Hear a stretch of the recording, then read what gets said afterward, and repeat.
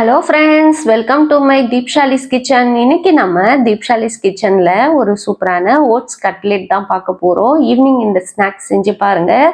ரொம்ப ஹெல்த்தியாகவும் இருக்கும், ரொம்ப டேஸ்டாகவும் இருக்கும். வாங்க இதை எப்படி செய்கிறதுன்னு பார்க்கலாம். ஃபஸ்ட்டு ஒரு கடாயில் 1 கப் அளவுக்கு ஓட்ஸ் எடுத்துக்குங்க. இதை நம்ம ட்ரையாக ரோஸ்ட் பண்ண போகிறோம். எந்த ஒரு ஆயிலும் சேர்க்க வேண்டாம். ட்ரை ரோஸ்ட் பண்ணிக்கலாம். கலர் சேஞ்ச் ஆகக்கூடாது. நல்லா இதுலேருந்து ஒரு வாசனை வர வரைக்கும் நம்ம வதக்கிட்டு இதை தனியாக எடுத்து வச்சிடலாம். இதை ஒரு பவுலில் ஆட் பண்ணிக்கோங்க. அது கூடவே அந்த ஓட்ஸ் மூழ்கிற அளவுக்கு தண்ணி சேர்த்துக்குங்க. இதை அப்படியே தனியாக எடுத்து வச்சிருவோம்.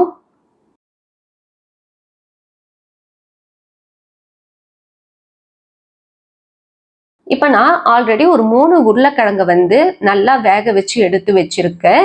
நல்லா கை வச்சோடனே மேஷ் ஆகணும். அந்த மாதிரி வேக வச்ச உருளைக்கிழங்க ஒரு பவுலில் ஆட் பண்ணிக்கோங்க. அது கூடவே ஒரு 1/4 கப் அளவுக்கு ஃப்ரெஷ் பட்டாணி, இதையும் வேக வச்சு எடுத்திருக்கேன். இப்போ இதை ரெண்டையும் நல்லா மேஷ் பண்ணிக்கலாம். ஒன்னோடு ஒன்று கலந்து வரணும். அந்த அளவுக்கு இதை நல்லா மேஷ் பண்ணி எடுத்துக்குங்க. ரொம்ப கெட்டிமாலாம் இருக்கக்கூடாது. நல்லா ஸ்மூத்தாக மேஷ் பண்ணிக்கலாம். இந்த மாதிரி மேஷர் இருந்தால் மேஷ் பண்ணிக்கோங்க. இல்லைன்னா நீங்கள் கையிலேயே நல்லா பிசைஞ்சு விடுங்க. பாருங்க எவ்வளோ ஸ்மூத்தாக இருக்குன்னு. இந்த அளவுக்கு ஸ்மூத்தாக நம்ம மேஷ் பண்ணி ரெடியாக எடுத்து வச்சுக்கலாம்.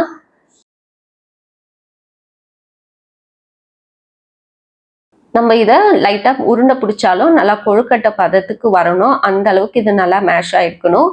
இப்போ இது கூடவே ஒரு 1/2 கப் அளவுக்கு வெங்காயம் ஆட் பண்ணிக்கோங்க. பொடியாக தான் கட் பண்ணி எல்லாத்தையும் சேர்த்துக்கணும். அது கூடவே ஒரு 1/2 டீஸ்பூன் அளவுக்கு இஞ்சி பூண்டு பேஸ்ட்டு, 1/4 கப் அளவுக்கு கோஸ் ஆட் பண்ணிக்கலாம். நல்லா துருவிட்டு நான் சேர்த்துருக்கேன். அது கூடவே ஒரு 1/4 கப் அளவுக்கு உருளைக்கிழங்கை விட காய் கம்மியாக இருக்கிற மாதிரி பார்த்துக்குங்க. அது கூடவே தனி மிளகாய் தூள் 1 டீஸ்பூன், பொடியாக கட் பண்ண கொத்தமல்லி ஒரு 3-4 டீஸ்பூன் அளவுக்கு ஆட் பண்ணிக்கோங்க. ஒரு 1/4 டீஸ்பூன் அளவுக்கு லெமன் ஜூஸ் பிழிஞ்சு விட்டுடலாம். தேவையான அளவுக்கு உப்பு சேர்த்துக்கிட்டு ஒரு 2 டீஸ்பூன் அளவுக்கு எண்ணெயும் ஆட் பண்ணிக்கோங்க. ஆட் பண்ணிட்டு இப்போ நம்ம ஆல்ரெடி ஊற வச்சிருக்கோம்ல ஓட்ஸ், அதையும் இதில் ஆட் பண்ணிட்டு இதை நல்லா ஒரு சப்பாத்தி மாவு பதத்துக்கு பிசைஞ்சு எடுத்துக்குங்க.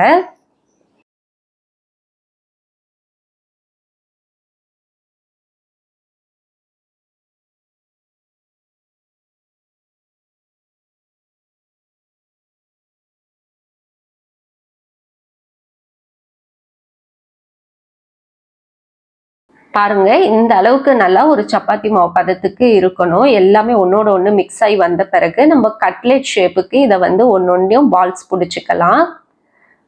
கையில் சின்னதாக ஒரு உருண்டை எடுத்துட்டு வடை மாதிரி தட்டிட்டு சைடு எல்லாத்தையும் நம்ம ஈக்குவல் பண்ணி விட்டோம்னா சூப்பரான கட்லெட் ஷேப் நம்மளுக்கு ரெடி ஆயிடுச்சு.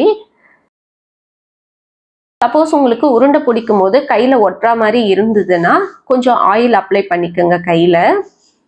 இந்த மாதிரி எல்லாத்தையும் கட்லெட் ஷேப்க்கு பிடிச்ச பிறகு நான் ஒரு பிளேட்ல கொஞ்சமாக ஓட்ஸ் வறுத்து வச்சிருக்கேன். இது நம்ம ஆல்ரெடி வறுத்த ஓட்ஸ் இல்லை, இது தனியாக கொஞ்சம் வறுத்து எடுத்து வச்சிருக்கேன். இதில் நம்ம ரெடி பண்ண கட்லெட்டை நல்லா டிப் பண்ணிக்கலாம். இப்போ ஒரு பேனில் ஷாலோ ஃப்ரை இல்லைன்னா டீப் ஃப்ரை பண்ணிக்கோங்க. நான் இன்னைக்கு ஷாலோ ஃப்ரை தான் பண்ணுறேன்.